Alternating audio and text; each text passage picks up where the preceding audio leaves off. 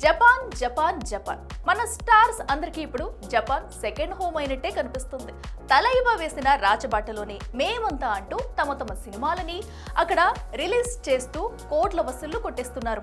మరి ఇదే బాటలో నడుస్తున్న మన పుష్పరాజ్ కూడా అక్కడ పాగా వేస్తాడా? అసలు మన పుష్పరాజ్ జపాన్ లో ల్యాండ్ అయ్యేది ఎప్పుడు?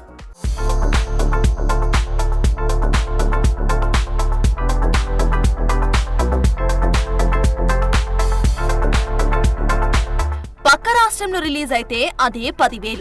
ఇది ఒకప్పుడు తెలుగు సినిమా స్టేటస్. కానీ జక్కన్న బాహుబలి 2తో సీన్ మొత్తం మారిపోయింది.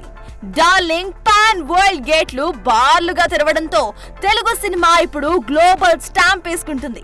ముఖ్యంగా ఓవర్సీస్ అంటే అమెరికానే గుర్తుకొచ్చి మనకి ఇప్పుడు జపాన్ మరో సెకండ్ హోమ్ గా మారిపోయింది. ఇక ప్రభాస్, ఎన్టీఆర్, రామ్ చరణ్ లాంటి స్టార్స్ కు అక్కడున్న ఫాలోయింగ్ గురించి ప్రత్యేకంగా చెప్పాల్సిన పనే లేదు. ఆ క్రేజ్ తోనే 30 ఏళ్ల క్రితం నాటి ముత్తు రికార్డ్ ను జపాన్ లో RRR బ్రేక్ చేసింది. అలా ఈ సినిమా ఒక్క జపాన్ లోనే ఏకంగా 500 రోజులు వాడి 130 కోట్లని వెనకేసింది కూడా. ఇక అంతకు ముందు బాహుబలి మంచి కలెక్షన్ సాధించగా దేవరా కూడా జపాన్ లో బ్లాక్ బస్టర్ అయింది. తారక్ జపాన్ లో హల్చల్ చేసిన రోజులని అప్పుడే మర్చిపోలేం కూడా. ఇక ఇప్పుడు నా వంతు అంటూ పుష్ప 2ని జాపనీస్ భాషలో పుష్ప కుర్నీన్ పేరుతో జనవరి 16, 2026న వదిలే ప్లాన్ చేస్తున్నాడు మన బన్నీ.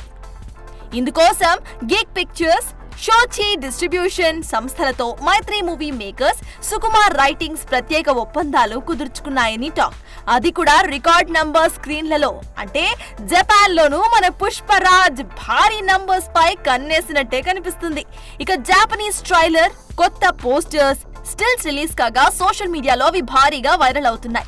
మరోవైపు వారణాసి, బన్నీ అట్లీ సినిమాలు కూడా జపాన్ మార్కెట్ టార్గెట్ గా release అయ్యేవే.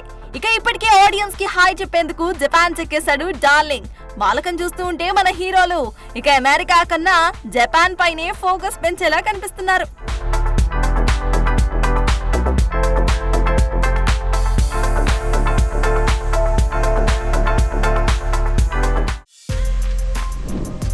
For more videos like this, subscribe Big TV channel.